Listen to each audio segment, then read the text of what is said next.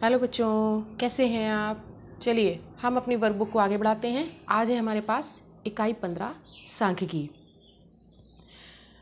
बच्चों, ये वीडियो आपको अगर अच्छे लगते हैं, आपको समझ आते हैं, तो आप इन्हें शेयर करिए, लाइक करिए। चलिए देखते हैं आज का पहला सवाल क्या कहता है। Page number 202, question number 1। कक्षा 8 के 7 छात्रों के भार निम्नवत हैं। 30 किलोग्राम, 32 किलोग्राम, 28 किलोग्राम, 36 किलोग्राम, 35, 40, 38। इन भारों की माध्यिका है। इनकी माध्यिका हमें ज्ञात करनी है। तो चलिए देखते हैं। यहाँ हमने लिख लिया है 30, 32, 28, 36, 35, 40 और 38 जो भार हमें दिए हुए थे। इनको हम पहले आरोही क्रम में लिख लेते हैं। देखिएगा, सबसे छोटा 28, उसके बाद 30, उसके बाद 32, 35, 36, 38 और 40 आरोही क्रम में लिखेंगे बच्चों, तभी उसके बाद ही सवाल हम सही करेंगे। सही होगा वो, तभी हमारा सवाल का जवाब कैसा आएगा, सही आएगा। देखिए जरा, पदों की संख्या कितनी हो गई, n बराबर 7 है। ये कितने अंक हैं, 7 अंक, 7 संख्याएं हैं ये जो कैसी है, विषम है। तो माध्यिका निकालने के लिए विषम संख्या के लिए सूत्र होता है n + 1/2वें पद का मान। n की जगह 7 रख देंगे, 7 + 1/2 8/2 यानी 4वां पद। देखिए जरा, 1 2 3 और 4 ये रहा। जब इसमें गिनेंगे तो ऐसे 36 आ जाएगा। देखिए जब आरोही क्रम में लिखेंगे तो 1 2 3 और 4, आपका ये उत्तर सही होने वाला है। कितना, 35। तो देखिए इसमें कौन सा है, बी आपका ऑप्शन सही हो जाता है। आगे बढ़ते हैं। सेकंड क्वेश्चन क्या दिया है, दी गई सम संख्याओं 2 4 6 8 10 12 14 16 18 और 20 की माध्यिका है। इनकी भी हमें माध्यिका निकालनी है, तो निकालते हैं। इन संख्याओं को हमने लिख लिया है पेपर पे। पदों की संख्या कितनी है, ये 10 संख्याएं हैं। 1 2 3 4 5 6 7 8 9 10 10 है, यानी कि सम संख्या है। सम संख्या के लिए माध्यिका का सूत्र होता है 1/2 ब्रैकेट में n/2वें पद का मान प्लस n/2 + 1वें पद का मान। n की जगह कितना रखेंगे, 10 रखेंगे। 1/2 ब्रैकेट में 10/2वें पद का मान प्लस 10/2 + 1वें पद का मान।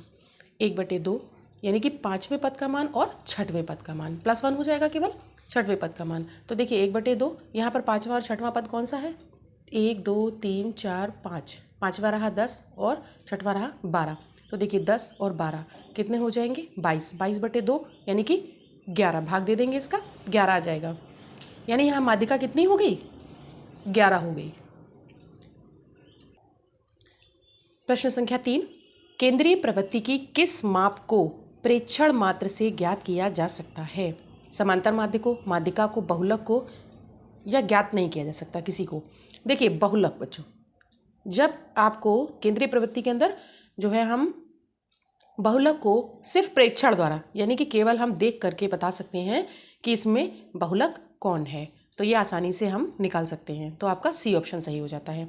चौथा देखते हैं प्रश्न, यदि आंकड़ों को आरोही या अवरोही क्रम में व्यवस्थित किया जाए तो माध्य में पढ़ने वाले पद का मान होता है, क्या होता है, समांतर माध्य होता है, माध्यिका होता है, बहुलक, या इनमें से कोई नहीं। यहाँ बच्चों माध्यिका हो जाएगा आपका, क्योंकि जो बिल्कुल बीचों बीच में आएगा आरोही या अवरोही क्रम में रखने पर वह उसकी माध्यिका हो जाती है, माध्यिका पद। आगे, दिए गए आंकड़ों में सबसे छोटी और सबसे बड़ी संख्या का अंतर क्या कहलाता है। देखिए माध्य कहलाता है, परिसर कहलाता है, या माध्यिका या समूहन, परिसर कहलाता है बच्चों आपका ये। आगे बढ़ते हैं।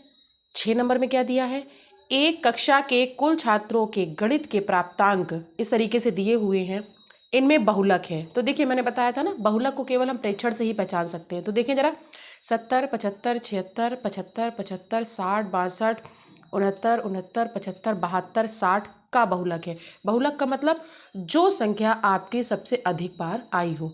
तो देखिए इसमें 75 जो है हमें सबसे ज़्यादा दिख रहा है, 1 2 3 4 बार आया हुआ है, बाकी कोई संख्या है 4 बार नहीं है। तो हमारा कौन सा, सी ऑप्शन सही हो जाएगा, यानी 75 हो जाएगा इनका बहुलक। प्रश्न संख्या 7, निम्नलिखित कथनों में सत्य व असत्य कथन का चयन कर कथन के सम्मुख लिखिए। तो देखिए, केंद्रीय प्रवृत्ति की माप समस्त आंकड़ों का प्रतिनिधित्व करती है, यह बात कैसी है, यह सत्य है बच्चों। आगे, जब आंकड़ों की संख्या n सम हो तो माध्यिका n + 1/2वां पद होती है, नहीं, ये कैसा हो गया, असत्य हो गया।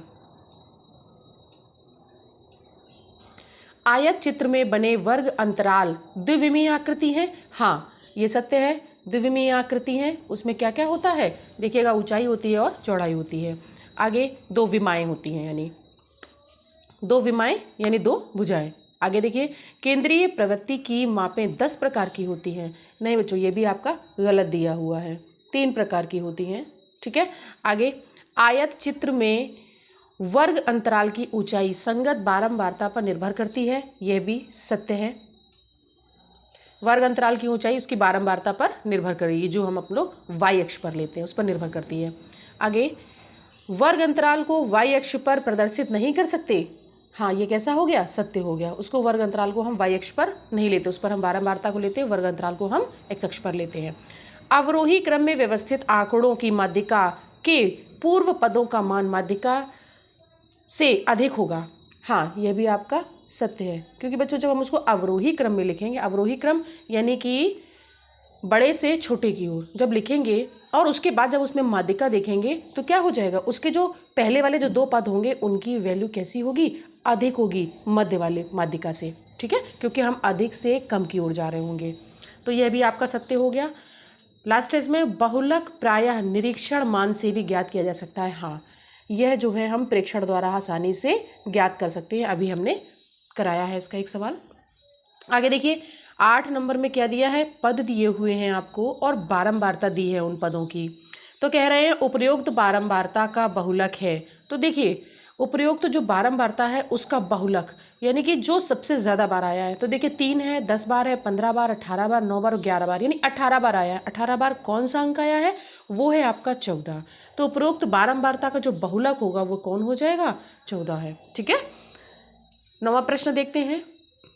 एक कक्षा के छात्रों के प्राप्तांक का संग्रह करते वक्त